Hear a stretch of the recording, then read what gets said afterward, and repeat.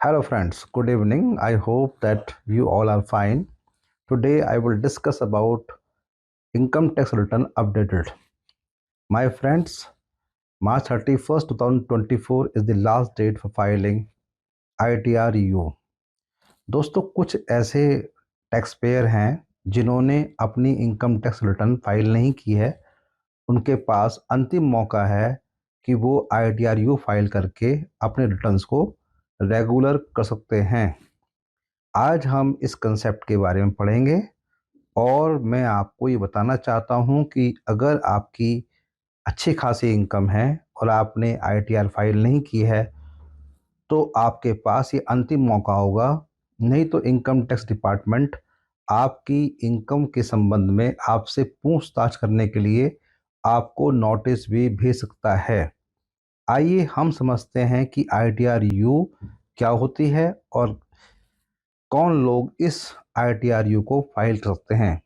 कोई भी पर्सन कानून के हिसाब से, इनकम टैक्स एक्ट के हिसाब से इस तरह की रिटर्न को फाइल कर सकता है, चाहे वो कंपनी हो, चाहे वो इंडिविजुअल हो, चाहे HUF हो, चाहे कोई पार्टनरशिप फर्म हो, चाहे सोसाइटी हो, चाहे आपका एसोसिएशन ऑफ पर्सन्स हो, बॉडी ऑफ इंडिविजुअल्स हो। सभी के पास इस रिटर्न को फाइल करने का ऑप्शन लॉ ने दिया है। अब सवाल उठता ये है कि ITR-EU हमें फाइल कैसे करनी होती है और कब तक हम ये फाइल कर सकते हैं। देखिए, ITR-EU को फाइल करने की, जैसे मैंने बताया आपको, लास्ट डेट जो है वो मार्च 31 2024 है। ये जो डेट है मार्च 31 2024, ये असेसमेंट ईयर 21-22 के लिए है।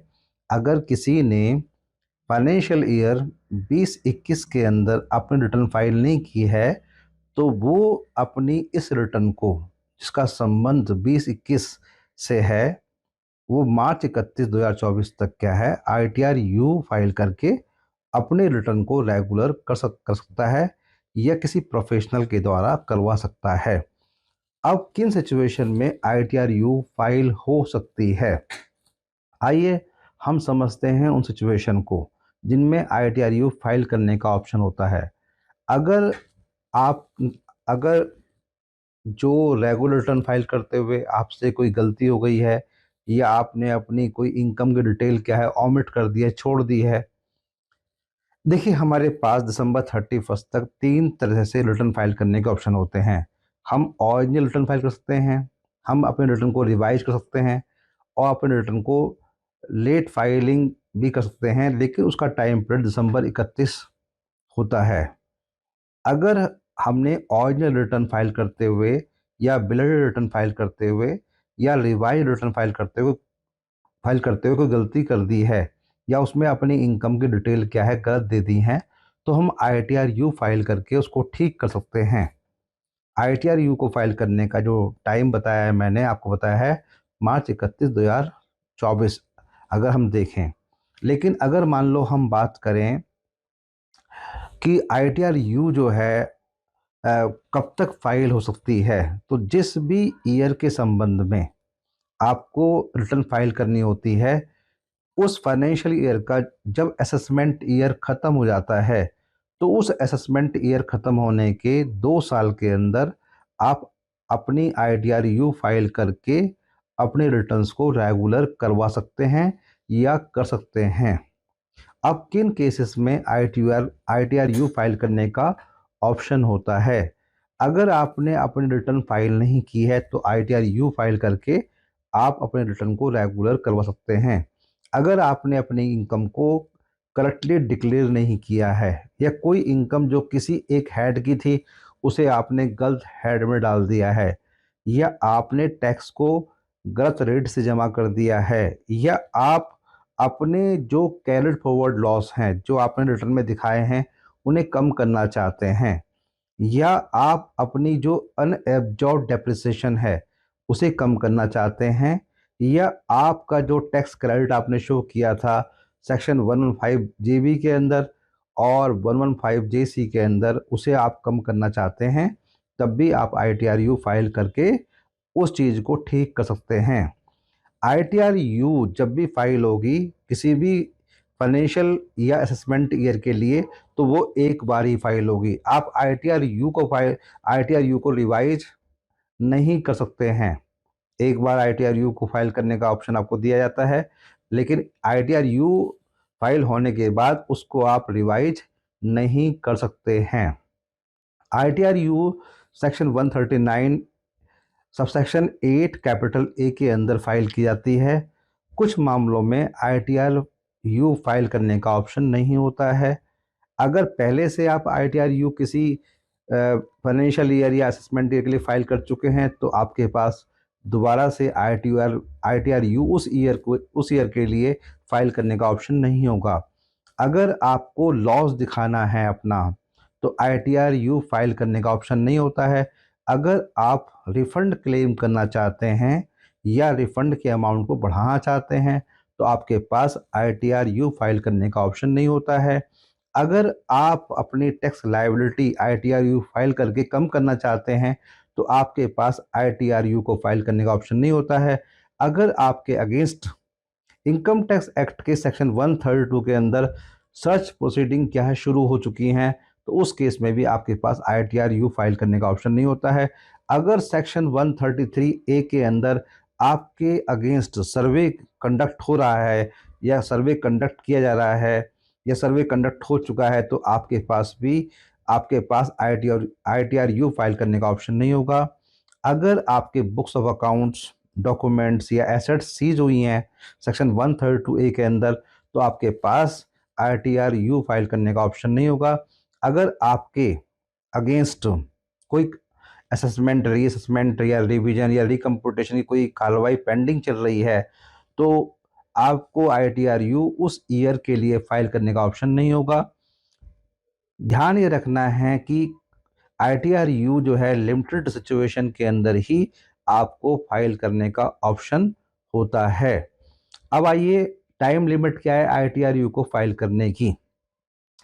देखिए, जिस भी फाइनेंशियल ईयर के लिए आप ITR-U फाइल करना चाहते हैं, तो उसके असेसमेंट ईयर के एंड होने के 24 महीने के अंदर आप उस ईयर के लिए अपनी ITR-U फाइल कर सकते हैं। जैसे मैं कुछ एग्जांपल्स के थ्रू आपको समझाने की कोशिश करता हूं। जैसे मान लीजिए किसी टैक्स पेयर ने फाइनेंशियल ईयर 2021 के लिए रिटर्न फाइल नहीं की है, तो फाइनेंशियल ईयर 2021 का जो असेसमेंट ईयर है वो 21-22 है और वो ख़त्म होगा 31 मार्च 2022 को। तो आप 31 मार्च 2024 तक ITR-U फाइल करके इस फाइनेंशियल ईयर 2021 के लिए अपने रिटर्न्स को या अपनी गलतियों को ठीक कर सकते हैं।